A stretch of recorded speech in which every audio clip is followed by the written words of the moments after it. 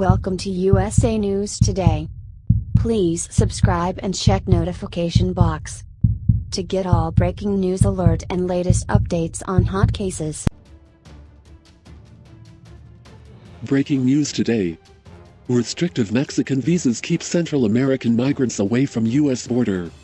Mexico has released hundreds of Central American migrants from a makeshift migrant detention center near Guatemala's border, giving them restrictive visas that keep them far away from the United States. Mexico's government formerly permitted caravans of undocumented migrants to pass virtually unimpeded on their way to the U.S.-Mexico border. But that migrant-friendly approach angered U.S. President Donald Trump, who criticized Mexico's laxity in March and threatened to close the border if the flow did not stop. In response, Mexican President Andrés Manuel López Obrador said he did not want a confrontation with the Trump administration. The result has been stricter immigration enforcement, characterized by mass detentions of migrants in camps like the one just closed in Mapastepec. The government closed the makeshift detention center at the city's municipal sports complex after it issued the migrants regional visitor visas and $200 in Mexican pesos for basic needs. Migrants must wait in detention for Mexican immigration documents. Without them, they risk deportation to their home countries. Those who remained outside the camp Tuesday said they left their countries because of threats, persecution and violence. "The gangs took my house and threatened my family, so we fled," said Brian Rosales Hidalgo, 34, from Honduras, who had been traveling in a caravan with his 11-year-old son Anthony. Rosales, who wants to join his brother in Tijuana, a city on the U.S.-Mexico border, said they had been in the camp since it opened in early April after federal police rounded up the caravan's members on a highway. But for Rosales, strict immigration enforcement and regional visitor visas do not allow him to reach his brother. The regional visas are valid for only 4 southern states: Chiapas, Campeche, Tabasco and Quintana Roo.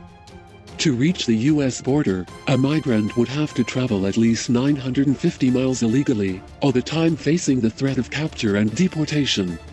"I'm grateful for the money," Rosales said. "We've been able to rent a small house here in Mapastepec.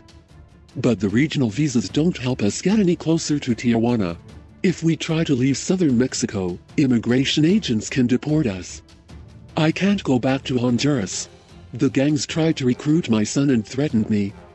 Another Central American migrant detained in Mapastepec, Byron Herrera, 39, from Puerto Barrios, Guatemala, expressed frustration over the regional visitor visa. Herrera said the visa wouldn't help him get to his chosen destination, Monterrey, in the northern Mexican state of Nuevo León. "I couldn't deal with the gang's threats anymore, so I had to leave. Otherwise, something bad was going to happen. I took my mother to a safer place and sold my house," he said. "When I heard Mexico's president say last year migrants who wanted to work are welcome here, I thought it was time to leave Guatemala." But Herrera said he felt betrayed by Mexico's government because he cannot live in or travel to Monterrey without being deported. "I don't want to make my new life in southern Mexico," Herrera said. "Monterrey is a perfect city for me. If the government would just let me live and work in the north, I know my life would be better. I don't want to go to the United States, but I don't want to live in southern Mexico. It's too much like Guatemala." Mapastepec is about 100 miles from Guatemala's border. The region is hot, humid, lush with vegetation and a center of tropical fruit production. From the highway, mango, papaya and banana plantations come into view. Laborers on fruit plantations earn about $8 per day, but the work is seasonal and not steady, relying on each crop's harvest. The effects of climate change in northern Chiapas also have weakened the state's labor market, forcing many former coffee workers into the coastal area around Mapastepec's fruit plantations.